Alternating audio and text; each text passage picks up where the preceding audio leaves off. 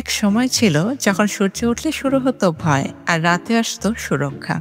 এক গুহা, এক পরিবার, আর তাদের একটিই মন্ত্র, নতুন কিছু মানেই মৃত্যু।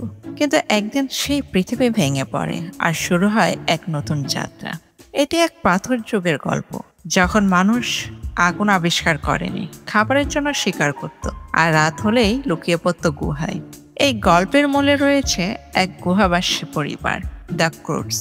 একজন শক্তিমান বাবা ক্র্যাক, তার স্ত্রী আগা, তাদের কৌতূহলী মেয়ে ইপ, ইপের ছোট ভাই থাঙ্ক, ছোট্ট শিশু স্যান্ডি, আর তাদের দুষ্ট দাদিমা গ্র্যান।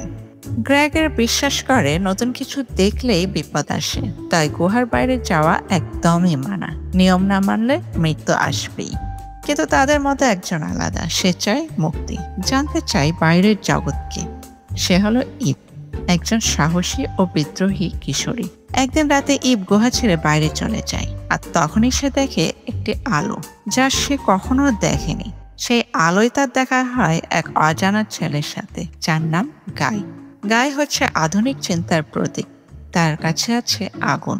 গাই আগুন জ্বালাতে পারে, যা ইপের চোখে হয়ে ওঠে আশা, উষ্ণতা আর শক্তির প্রতীক। গাই জানায় পৃথিবী ধ্বংস হতে চলেছে। ভূমিকম্প, আগ্নেয়গিরি, প্লেট মুভমেন্ট সবকিছু ধ্বংস করে দিবে তাদের গুহা, তাদের জীবন। সে বলে, তোমাদের বাঁচতে হলে নতুন জায়গায় যেতে হবে, অন্যথায় গুহা হবে তোমাদের কবর।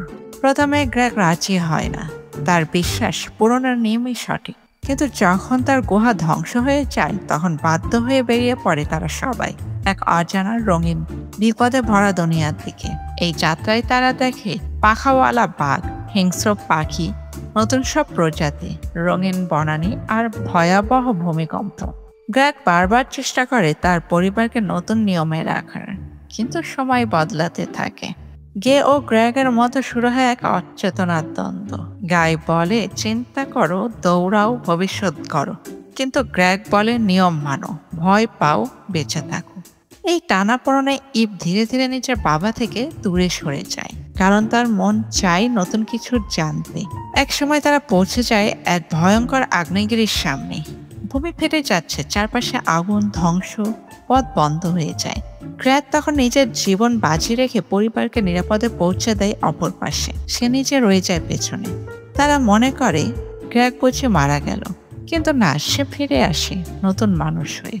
গ্র্যাগ এখন বদলে গেছে। সে বুঝেছে নতুন মানেই ভয় নয়, নতুন মানেই সুযোগ। ভবিষ্যৎ মানে শুধু বাঁচা নয়, জীবন উপভোগ করা। সে শেখে তার পরিবারকে ভালোবাসতে শুধু বাঁচিয়ে নয়, আশা দিয়ে, স্বাধীনতা দিয়ে। দ্য ক্রুজ শুধু এক পরিবারের গল্প নয়, এটা ভয়ের দেয়াল ভেঙে সাহস নিয়ে এগিয়ে যাওয়ার গল্প, পুরনো নিয়ম ভেঙে নতুন আলোর হাঁটার গল্প। এটা এক আদিম গুহাবাসী বাবার বদলে যাওয়া আর ভালোবাসার নতুন সংজ্ঞা শেখার গল্প। আর আমাদের জন্য এটা এক উজ্জ্বল বার্তা, ভবিষ্যৎ তারই জন্য যে সাহস করে এক পা বাড়ায় অজানার দিকে।